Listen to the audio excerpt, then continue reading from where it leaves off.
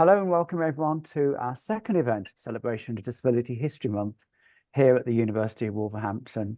My name's Julian Gwinnett. I'm one of the 4 co-hosts of the Disabled Staff Network here at the university, and I'm delighted to welcome Thomas Pocklington Trust, along with Conor Anders for today's talk, Seeing Past Limits, Supporting Students with Sight Loss to Reach Their Full Potential.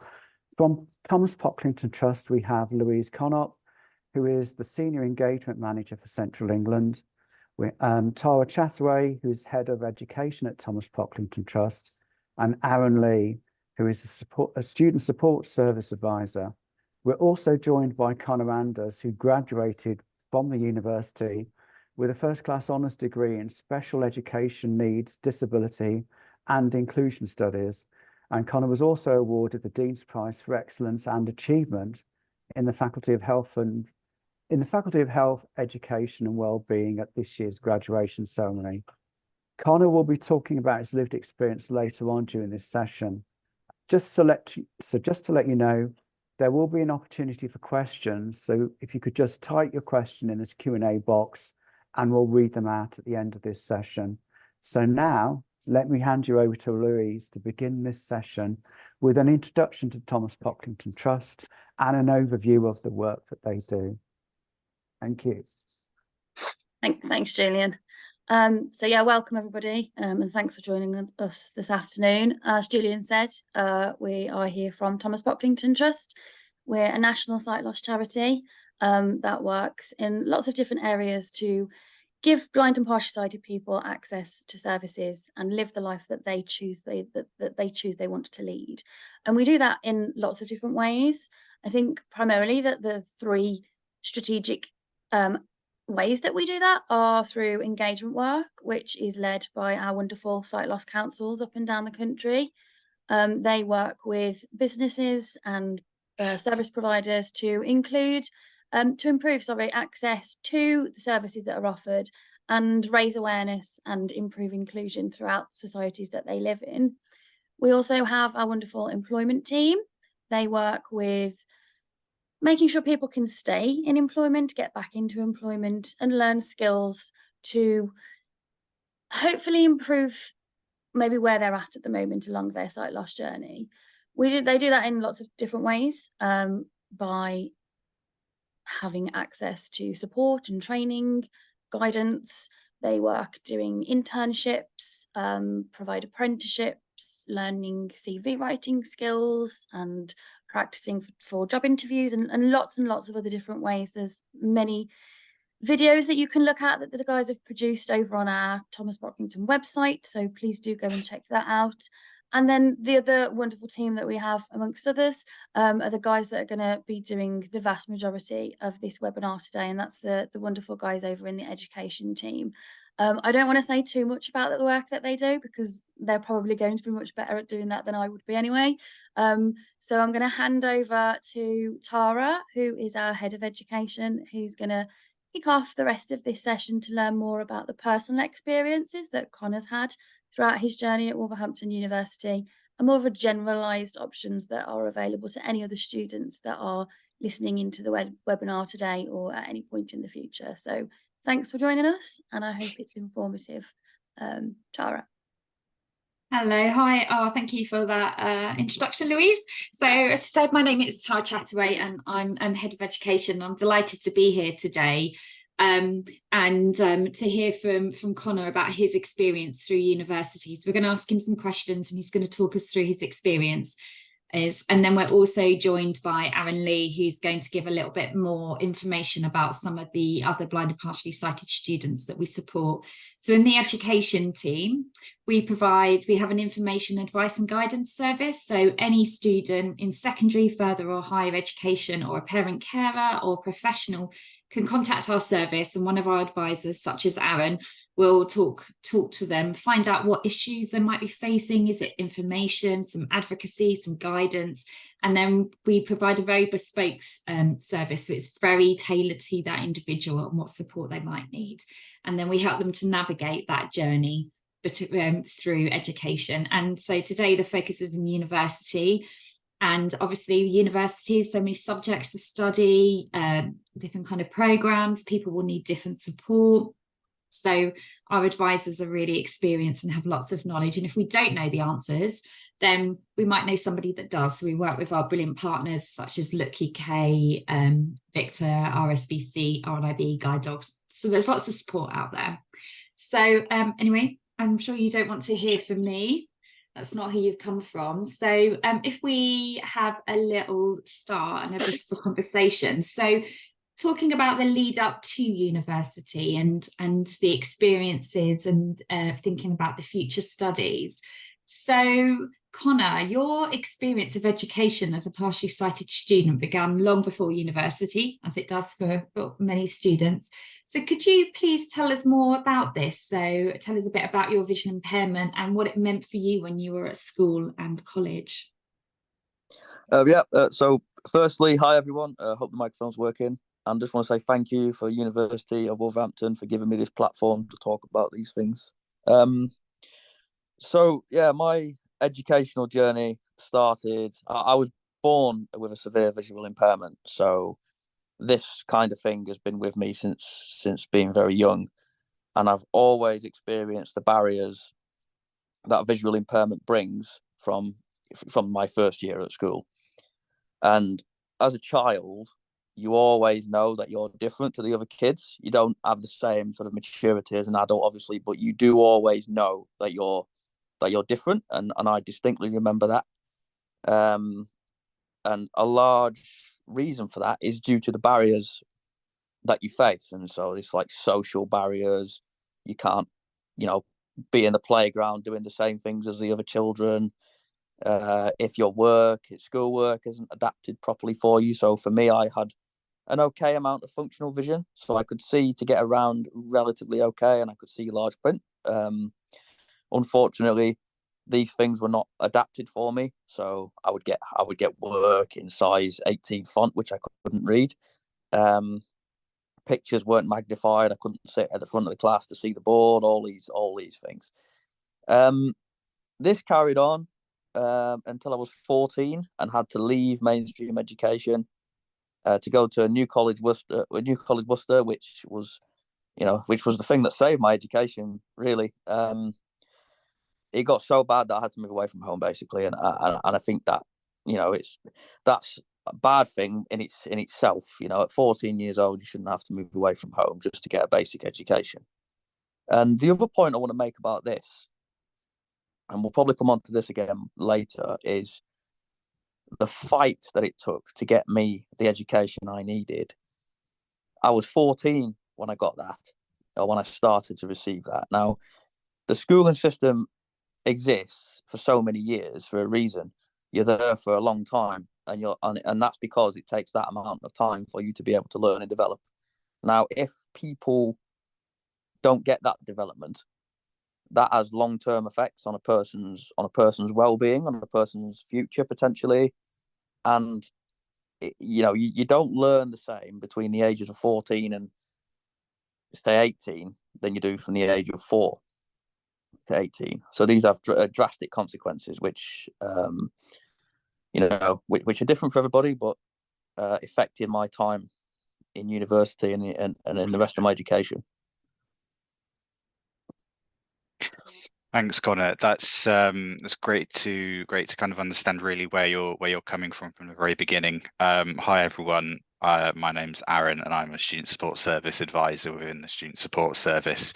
As Connor was talking about there, and because we've asked a question, really, it shows how important those school and colleges are for blind and partially sighted students, even once they've entered university.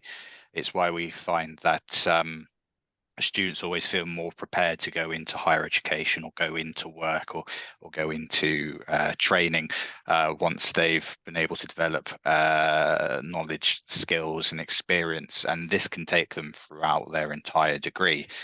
The type of things we often see coming into the service and what we often talk about is the importance of understanding and knowing what assistive technology is out there. knowledge of what reasonable adjustments available and how students can self-advocate for themselves. When we say self-advocacy, this is a student's ability to raise their own personal needs, and also how they develop learning strategies whilst at school, which they can take on to university. It's important as students you start thinking as soon as you can really about university and start having those conversations with those around you, whether that be family or professionals. And if you're ever unsure or you really need to, you want to understand, what can help you start thinking about a future. Where do you need to go? What skills you might want to develop? As a service, we're always happy to kind of have that conversation with you. In terms of when we talk to those professionals who perhaps are joining us today, we do feel it's important to work closely with students in the lead up to as they're moving towards the post-16 options, and especially thinking about university as well in Connor's instance. So we encourage them to really kind of work closely and focus on the key areas in what we have in the curriculum framework for children and young people with a visual impairment. And I'll hand over briefly to Tara for further explanation of what that is. Brilliant, thanks, Aaron. And just to say, Louise has just put into the chat that we over half of our staff are visually impaired, and all of our volunteers are visually impaired as well. So we're very much sort of led a lot by blind and partially sighted people. So just wanted to put that point across, and also to say the chat function is there, but the Q&A session, we will have a Q&A session at the end. But if you think of a question as you're going along, please pop it in and we'll do our best to answer it at the end. So the curriculum framework, we can share some links about this. Basically, it's a framework for that sits alongside the curriculum that talks about all of the other things that blind and partially sighted students need in order to succeed in their education. So habilitation support, so mobility support, accessing information, all of that kind of thing. So it follows from 0 to 25. So there's a resource for parents and young people as well to talk them through what that means. And it's a big piece of work that we're working with schools, colleges, and also local authorities across the country to get that embedded. So going back to Connor, so I know you've got quite a strong sporting background, haven't you? And that's a real passion of yours. Could you tell us a little bit about how you prepared for university? What was your journey into university? Was that the pathway you wanted to take? Did you fall into it? What's your story? Okay, so this is a bit of a strange journey, really. Due to my experiences in mainstream, and I tried to sort of shorten that as much as I could, while giving proper context. It sort of, I just thought to myself, why would I want to be in university? I did not want to go to university. I was adamant about it. But I ended up doing an advanced apprenticeship in sport and excellence for British Judo. It's called the ACE programme. And that was based at Walsall at the university campus there. So when I finished that, I ended up just falling into a uni degree by accident almost. I was surrounded by people who were doing it, and it just happened. It just happened. There wasn't really a lot of preparation, to be honest. It was never something that I wanted to do. That's interesting, isn't it? Because some people are very much, that's the journey they wanted to take. But just go to Aaron to talk a little bit about some of the other experiences of people that come into our service, and then we'll explore that a little bit more, if that's okay, Connor. Yeah, that's fine. Yeah, thanks, Tara. And it's really interesting to hear from Connor there about proud apprenticeships, because ultimately we're here to talk about university, but it sounds like from what Connor says that apprenticeships can be quite empowering and actually can lead you on your journey. So it's not always the case you have to go to university, you have to go to an apprenticeship, but there is an option for you. And what we find is that not a lot of people who do consider these other options beyond university, there is training available, there are apprenticeships available, supported internships. These are all really useful tools for blind and partially sighted people to get hands-on experience with something they're interested in and passionate about. and it can even give you, skills, life skills, and great confidence in working with other people. And we very much encourage all students thinking about their future to really consider the range of options they have, and to explore that either with, again, friends, or perhaps a careers advisor, even our service. It's always worth a shot. And I very much encourage anyone to, if interested in apprenticeships in particular, we do have a resource on our website about that. Thanks, Aaron. That's really and thank you, Connor. So we're sort of like trying to go through this journey into university, and I don't know if everybody's aware that when you go to university, there is a free, is the grant, it's free, around called Disabled Students Allowance, because I think when people go through education, they might have an education healthcare plan or SEND statement or whatever it is that's known to them, that talks through what support. And I think people think when you go to university, there might not be anything, but there is. So could you tell us, Connor, what your experience of Disabled Students Allowance, or DSA, is, and how you applied for it? And yeah, what was your journey? What was your experience of this? Okay, so so my experience with Disabled Students Allowance, I'll be upfront and honest, it wasn't always that great. It is a useful thing to have, and it is a free grant, and it does provide you with stuff that you wouldn't always get, or you would have to pay for yourself. So I would encourage everyone to apply for it if you need it. It's from Student Finance England. You apply online. You have a needs assessment, which basically they talk you through. You go through all the things that you need: technology support, training, getting around campus, note taking. There's a lot of different options available to you. They would not let me do my needs assessment until I'd been given a place at university. Whether this was because I was a mature student or not, I really don't know to this day. We did all the criteria. Got my support, got my note taker, got my cited guide. The only problem really was the technology. And I'm going to give a bit of an overview on how DSA systems currently work. I understand there is a change coming to DSA, and obviously, hopefully, Aaron can explain that in a minute. But as it stands, the procurement system for support works on a bidding system. Companies or agencies bid for support. They bid for your contract, and unfortunately, with this type of system, it will be given to the lowest bidder for money saving purposes. And unfortunately, as I've discovered, and as many other people discovered, that results in lower quality service. And especially with technology, someone such as myself losing my vision, I was in that process at this time. I'm not a screen reading expert. So they give me a bad computer that takes 10 minutes to load up, and they gave me a couple of hours of training, and it just wasn't working. And I didn't get my computer for 8, nearly 9 months into my uni course. So that was my experience overall with Disability Students Allowance, and I think it's important for people to understand that.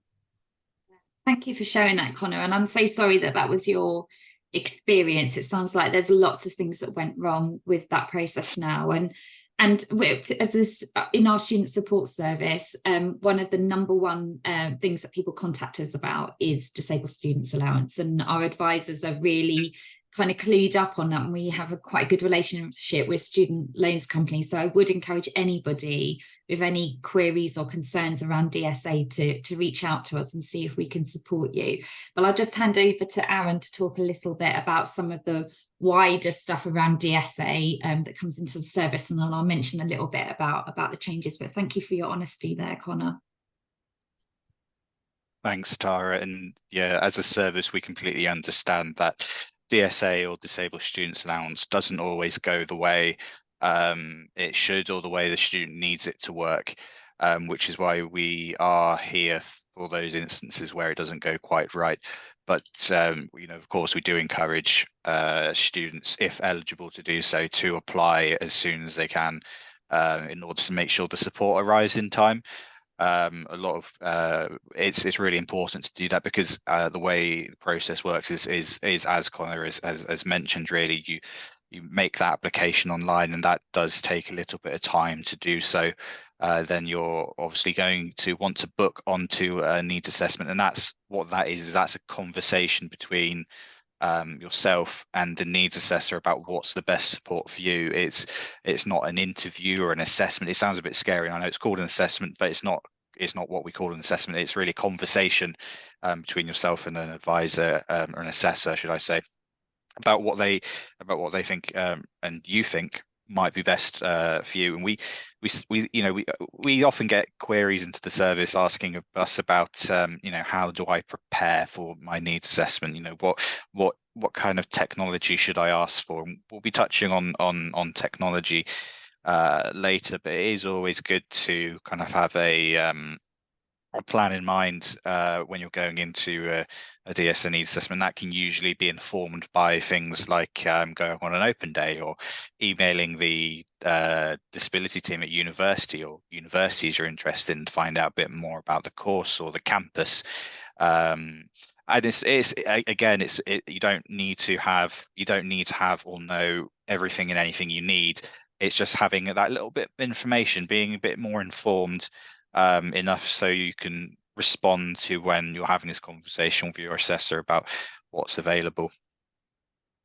Brilliant, thanks, Aaron. Before I talk a little bit more about what some of the changes are, I wonder, Connor, if you could tell us a little bit more about what support did you receive from DSA? Obviously, the technology was that negative experience, but also, even though you did have that experience, about why you think it might be important to apply for DSA, and what difference it can make.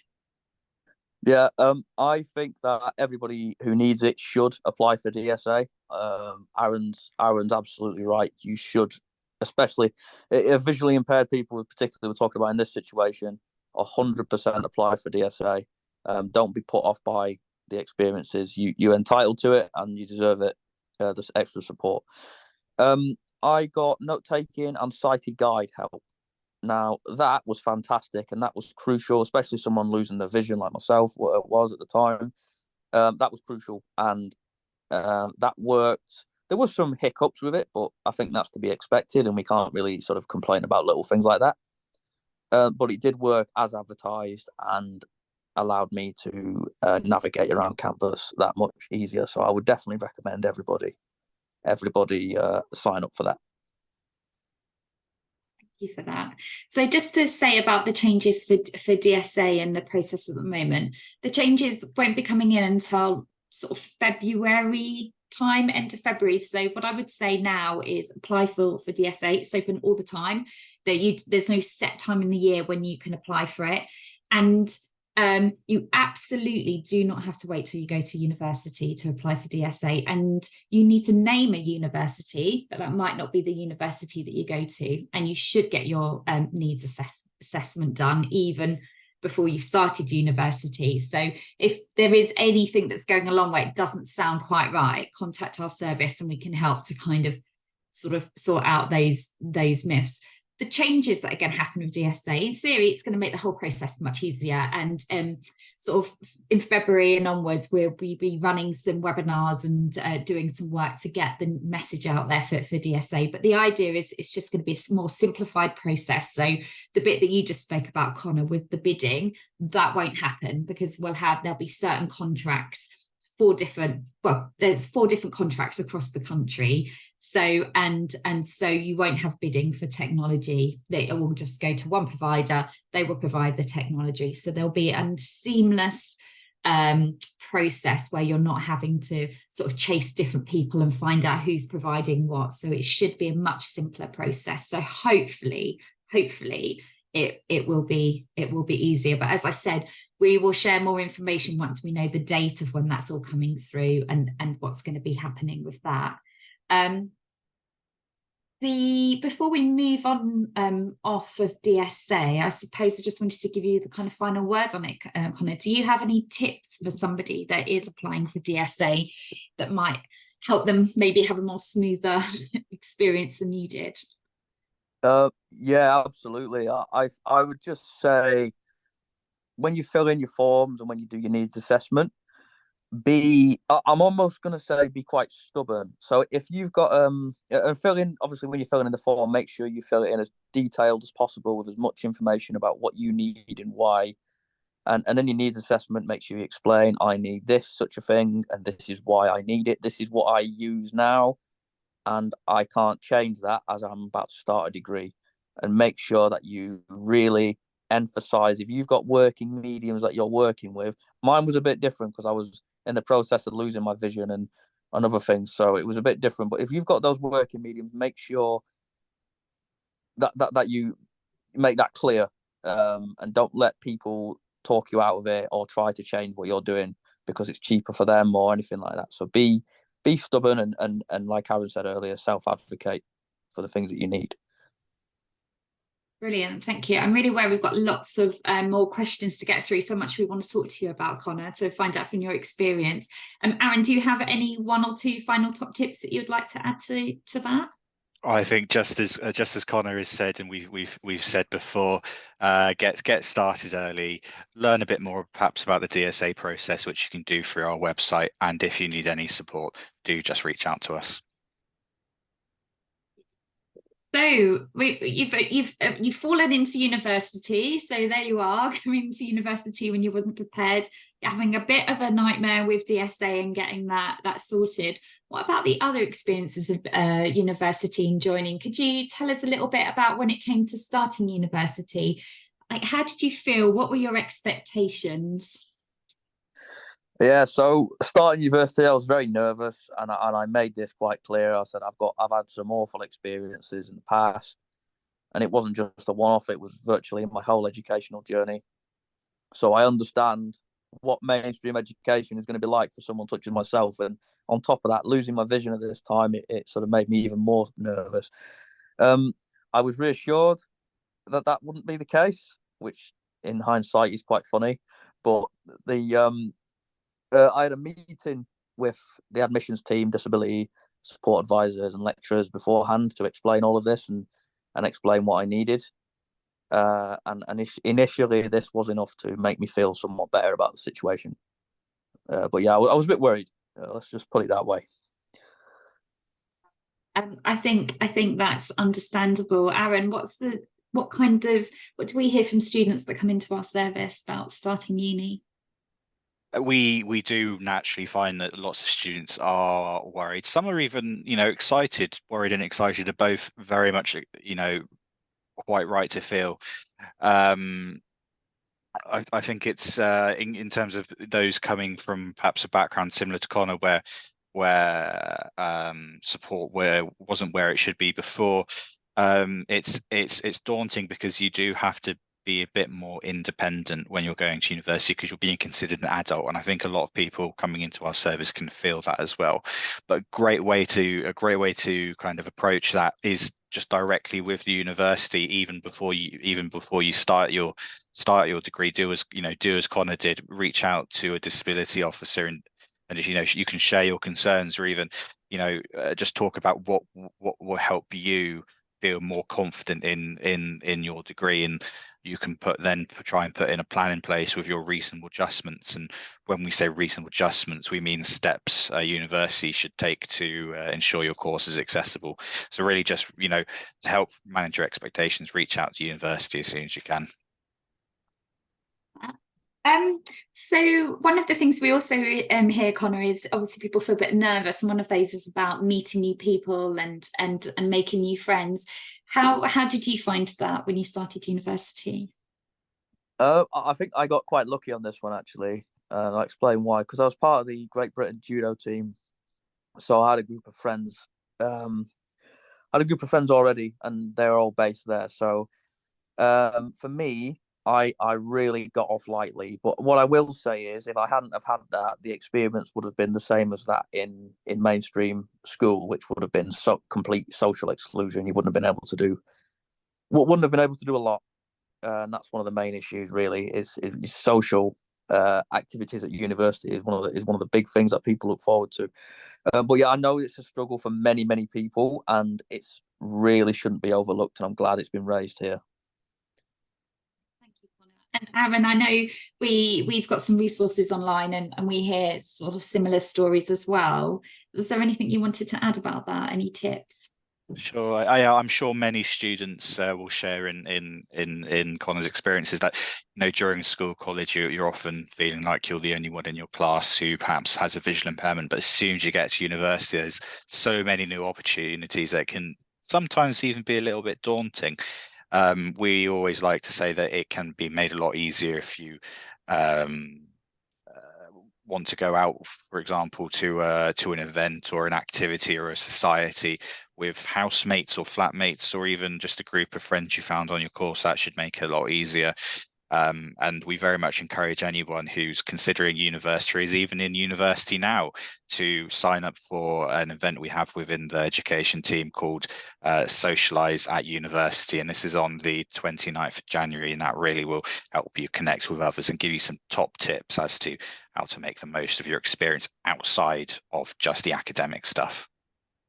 Brilliant. Thanks, Aaron. And I think this is a really good place to add as well that the organisations we work really closely with, Look UK also has a mentoring scheme for students at universities where they get matched with others that have been through university to help with kind of a mentoring and advice and guidance around some of these things to help with that. So I know they're recruiting at the moment for both mentors and mentees. So it's Look UK. If you look up after them online, I'm sure that you can find out some more information.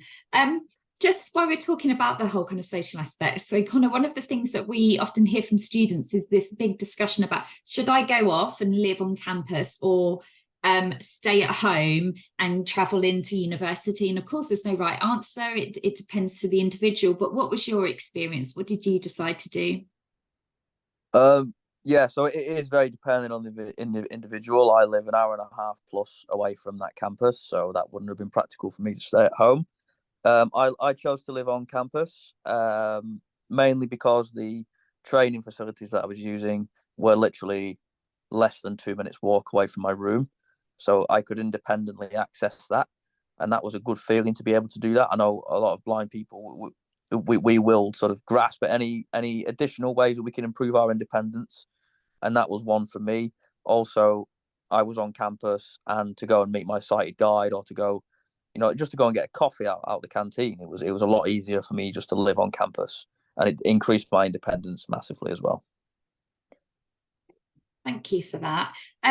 Well, I'm just really aware that we do want to make sure we've got time to take questions. We've got 10 minutes, and there's so many questions that we could ask you and to explore. So I just wanted to sort of talk a little bit about when you're at university, and some of that kind of wider stuff around work experiencing and accessing kind of other opportunities. How did you find that? If we talk about my uni course as a whole, I know we've got a short amount of time. I'll be brief. It was not good.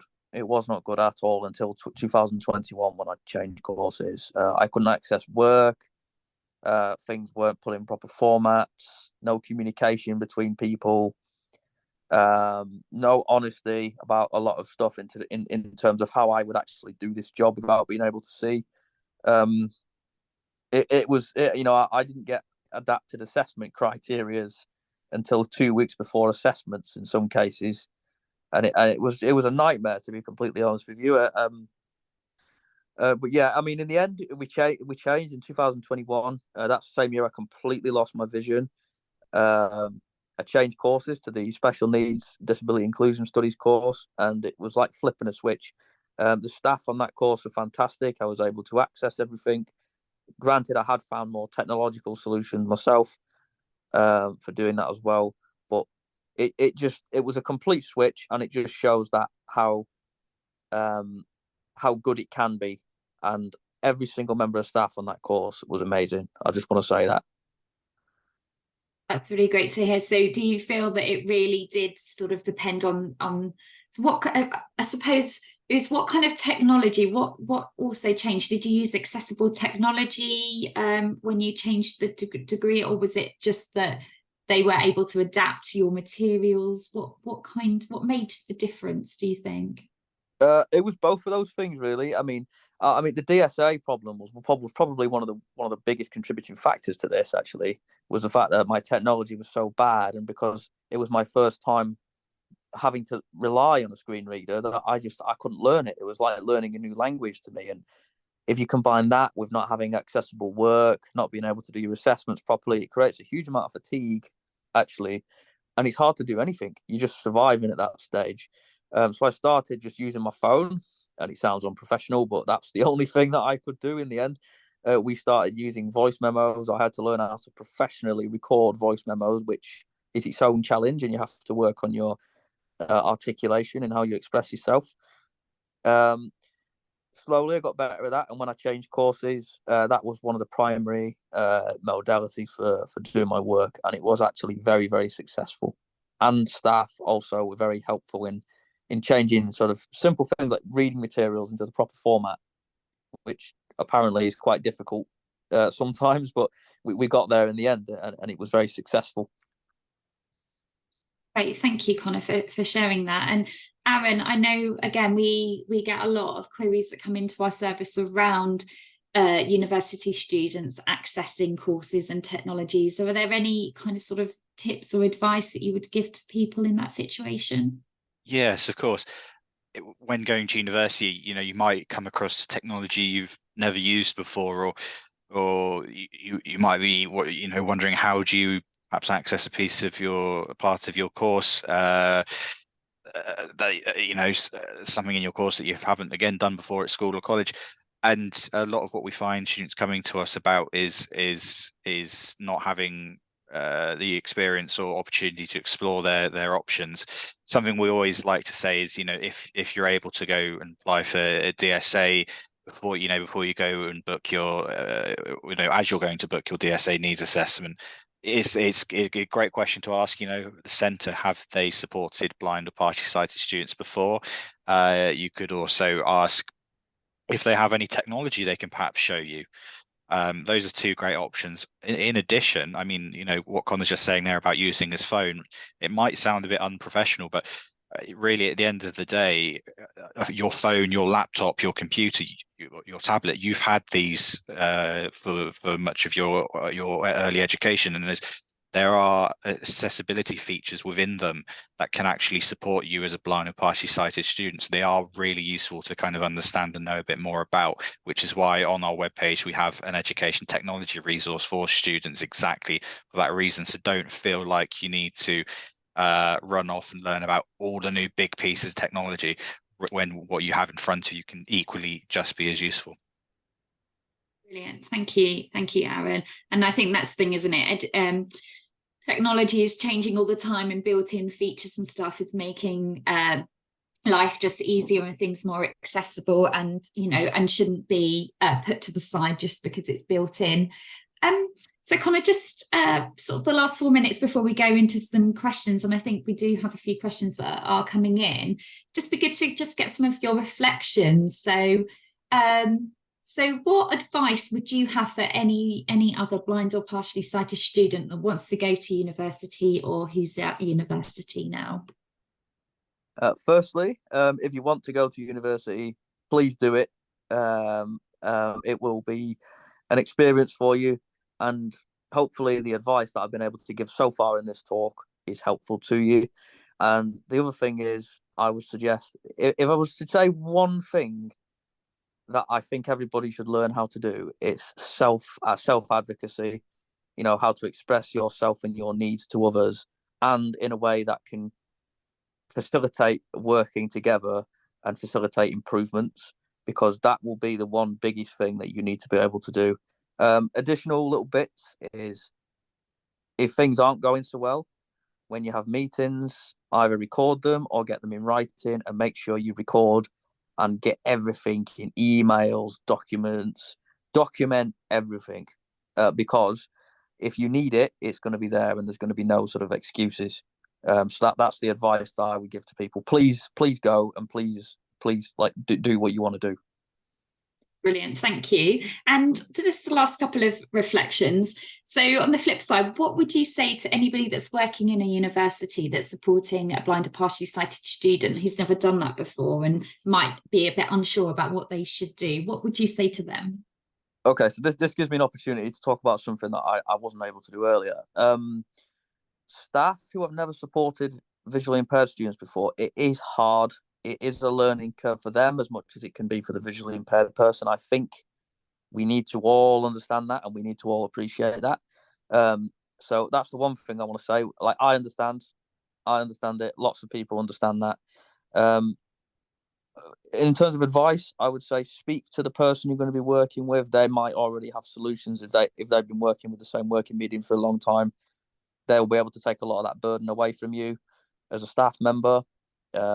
Disability support staff. Now, if you're a staff member, you don't know, you're a bit unsure. Disability support staff or disability support assistants, this should be their role.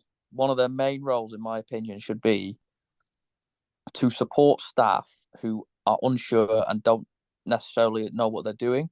That should be one of the main things that they do. So make sure you contact them. That's what they're there for. Speak to them. Don't feel stupid about asking any questions, because the more information you have, the more you'll be able to help people. Brilliant. I think that's really good advice. And the final question for me, before I hand over to everybody else to ask you many questions, is, first of all, congratulations on getting your first. It was a very impressive build-up that we had from introduction from Julian on you. So I'm sure people are just interested to know, so what are your plans next? What does life after university look like? Okay, so I've moved home. I was happy with my result. And I was quite overwhelmed, actually. I wasn't expecting that. Now, my experiences have given me a perspective on these things, and although a lot of them are actually very negative, I think they've given me a really positive drive to try and make a difference. And it's my career aspiration to go into disability advocacy work, disability advice work, this sort of thing. And I think I have a lifetime of experience. I was sitting in board in meetings with local authorities when I was 10 years old, listening to how the system works. So this is my bread and butter, really. And although I had to change courses and I couldn't do the career that I was, my dream career, it's given me a new focus. So that's my focus going forward. Brilliant. Thank you so much. I think, is this when I hand over to Julian and Louise for the questions? Yeah, no problem. Thanks for that, Tara. And thanks to Connor and Aaron. We have had a few questions in the chat box. So I think maybe for Connor and possibly Tara and Aaron as well. First and foremost, do you know if the DSA assessors have visual impairment training or are VI aware? And second to that as well, does DSA cover JAWS licenses? I can answer the first part of that. I'm not sure. I'm not. And the second part, actually. So in my experience, it's very individual on the assessor. I'm sure they have sort of a cursory sort of look at visual impairment, but they have to deal with every single disability that applies for DSA. So the training isn't good, I'll be honest. And yeah, they do JAWS licenses. They will fund that for you, in my experience. Although, like I say, it wasn't good. They did, in the end, give me JAWS on a computer. So yeah, they do that. So I can add to the first question, because the second one's been answered, is that so as it works at the moment, all of the DSA assessments and the assessors, they should all be skilled into assessing for all disabilities.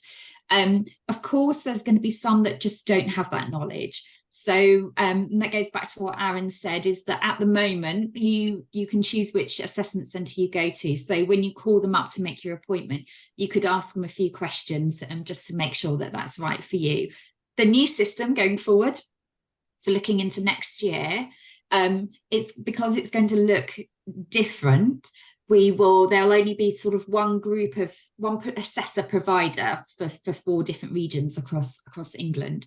So we're going to be doing some work with those assessments, those sort of companies that are delivering this to ensure that there is some kind of level of knowledge and skill set.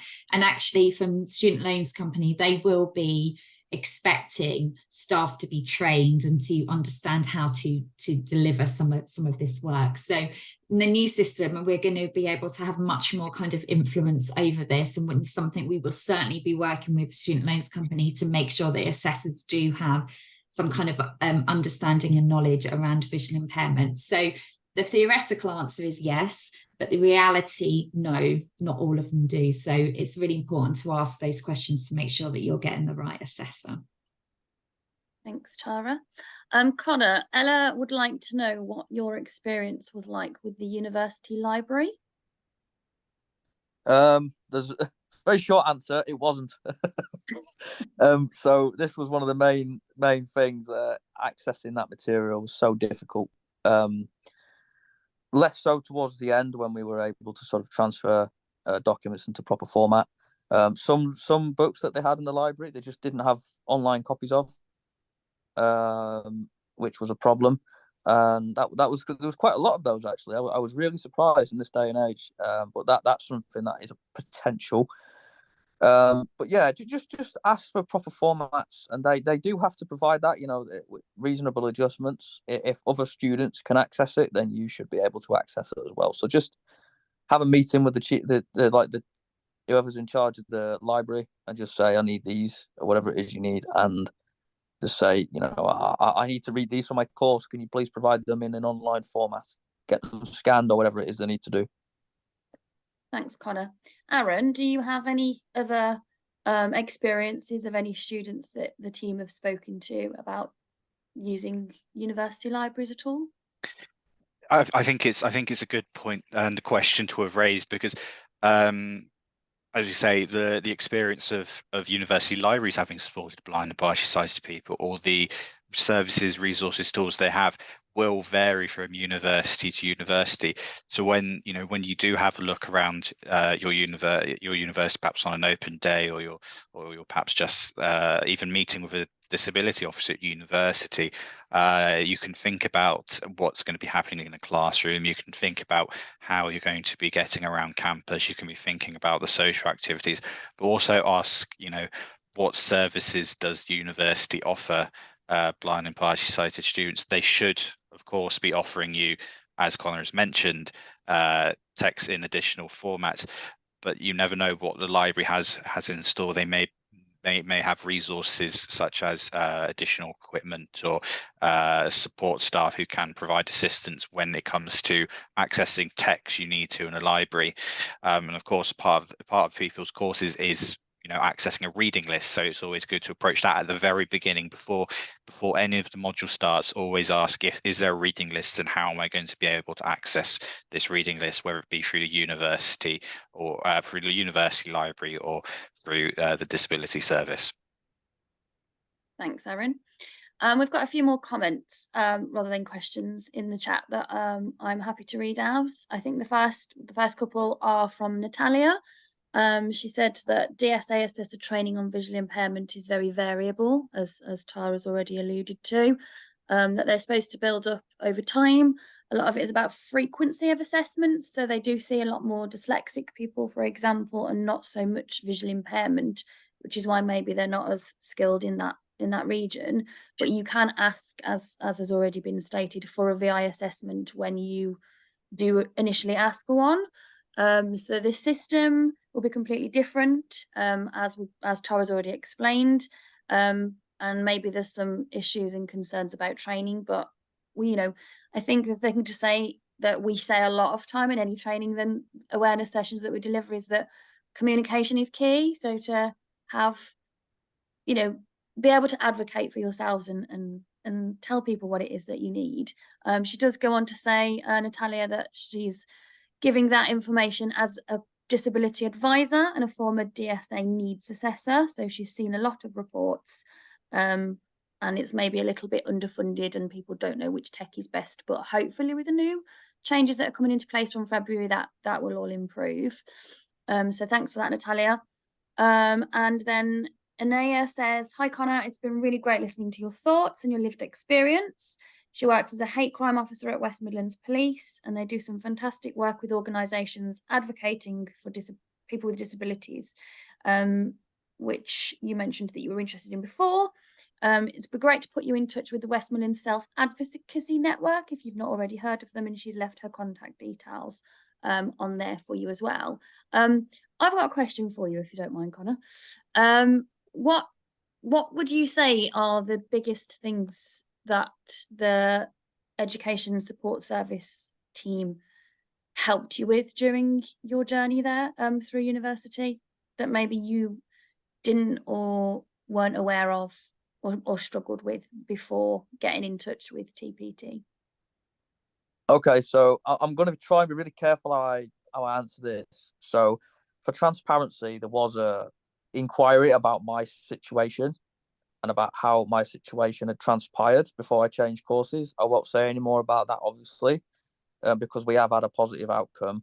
But as a part of that process, I was so down. I'd just gone completely blind and I didn't know what to do. I was reaching out for charities. I was looking at all sorts of different organisations.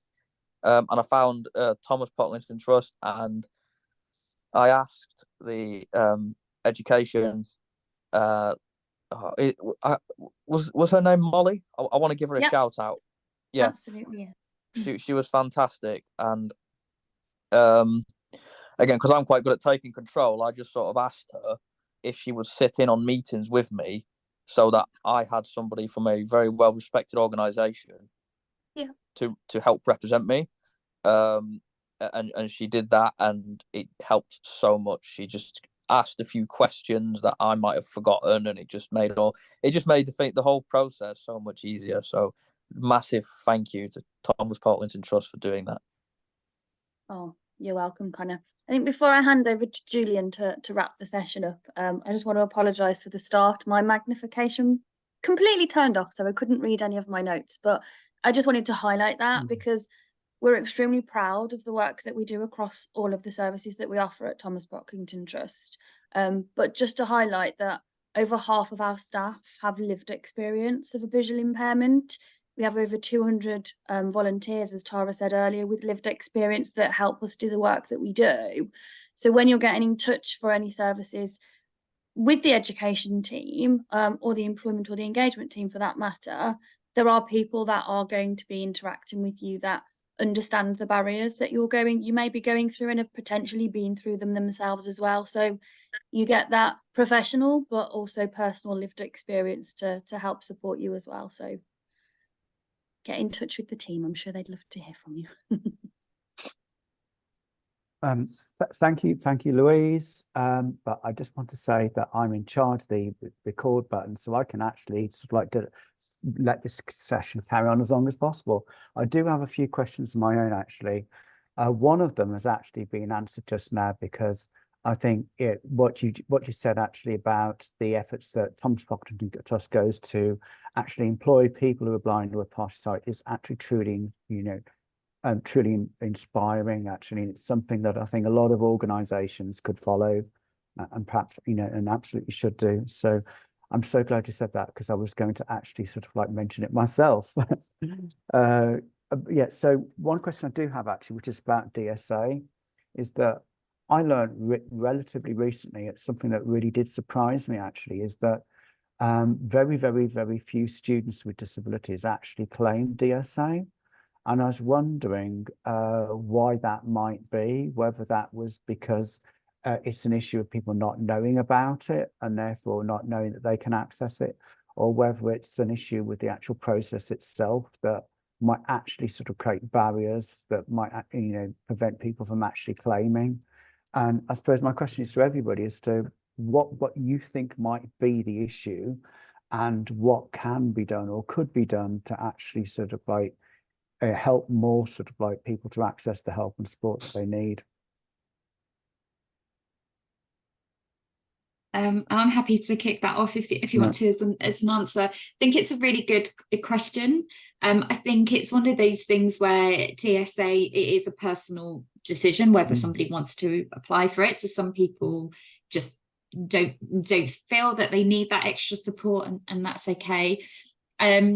we know that to apply for it, so the application process itself is quite full. There's lots of information that you have to provide, so that sometimes can be a barrier to people applying for it. But I think the main reason is that people just don't know about it and don't realise that it's out there, or what it can provide, or what it can do for them. So yeah, I think really what we need to be doing is talking about DSA a lot more at college, school level, getting people to understand that, talking to parents as well, so that they understand what support, because I've spoken to parents before that have been really worried because they think that once their child turns 18, their education and healthcare plan stops and all support stops, and that's just not the way. So I think what we need actually is to talk more about it and to encourage people to apply for it. So, and it's never too late to apply for DSA. So if you've started university and you don't have DSA in place, it's not too late. If you did all of your undergraduate degree and you didn't have DSA and you're going to do a postgraduate, you can still apply for it. So it's never too late to apply for DSA as well. So I think for me, that's the message that we need to sort of get out there. And Can I add to that? Is that okay? Oh, I've got course. So my experience that is similar. A lot of people just don't know about it, which is which is a problem that can be seen across the different types of support that can be accessed. They're not as well marketed as they maybe should be. Some of it is also to do with, I think some people see other people's experiences and don't apply, which I would caution against. I think you absolutely should, as I said earlier, apply for DSA. Yeah, I think that's a good summary of it, to be honest. Advertising it and in terms of barriers.